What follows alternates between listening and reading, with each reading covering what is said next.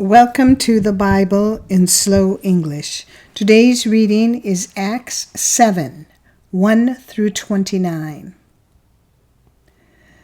The high priest said, "Are these things so?" He said, "Brothers and fathers, listen. The God of glory appeared to our father Abraham when he was in Mesopotamia, before he lived in Haran, and said to him, 'Get out of your land and away from your relatives, and come into a land which I will show you.' Then he came out of the land of the Chaldeans and lived in Haran. From there, when his father was dead, God moved him into this land where you are now living. He gave him no inheritance in it, no, not so much as to set his foot on.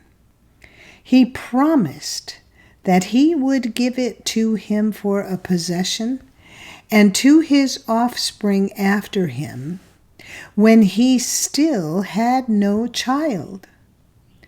God spoke in this way, that his offspring would live as aliens in a strange land, and that they would be enslaved and mistreated for 400 years. "I will judge the nation to which they will be in bondage," said God, "and after that they will come out and serve me in this place." He gave him the covenant of circumcision. So Abraham became the father of Isaac and circumcised him the 8th day. Isaac became the father of Jacob, and Jacob became the father of the 12 patriarchs. The patriarchs, moved with jealousy against Joseph, sold him into Egypt. God was with him and delivered him out of all his afflictions and gave him favor and wisdom before Pharaoh, king of Egypt. He made him governor over Egypt and all his house. Now a famine came over all the land of Egypt and Canaan, and great affliction. Our fathers found no food. But when Jacob heard that there was grain in Egypt, he sent out our fathers the first time. On the second time, Joseph was made known to his brothers, and Joseph's family was revealed to Pharaoh. Joseph sent and summoned Jacob his father and all his relatives, 75 souls. Jacob went down into Egypt, and he died, himself and our fathers. And they were brought back to Shechem and laid in the tomb that Abraham bought for a price in silver from the children of Hamor of Shechem. But as the time of the promise came close, which God had sworn to Abraham, the people grew and multiplied in Egypt, until there arose a different king who didn't know Joseph.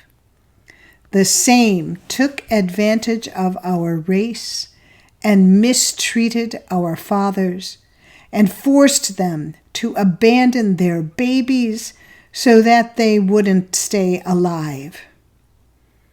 At that time, Moses was born and was exceedingly handsome to God. He was nourished 3 months in his father's house.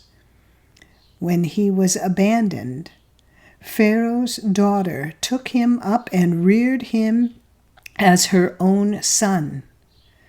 Moses was instructed in all the wisdom of the Egyptians. He was mighty in his words and works. But when he was 40 years old, it came into his heart to visit his brothers, the children of Israel. Seeing one of them suffer wrong, he defended him and avenged him who was oppressed, striking the Egyptian. He supposed that his brothers understood that God, by his hand, was giving them deliverance. But they didn't understand. The day following, he appeared to them as they fought, and urged them to be at peace again, saying, "Sirs, you are brothers. Why do you wrong one another?" But he who did his neighbor wrong pushed him away, saying, "Who made you a ruler and a judge over us? Do you want to kill me as you killed the Egyptian yesterday?" Moses fled at this saying and became a stranger in the land of Midian, where he became the father of 2 sons. This is the end of Acts 7, 1 through 29. Come again for the remainder of the chapter. And if you found this podcast interesting or helpful, please like us, subscribe, and share us with your friends. Thank you for listening to the Bible in Slow English. This is Janet Benish, your reader.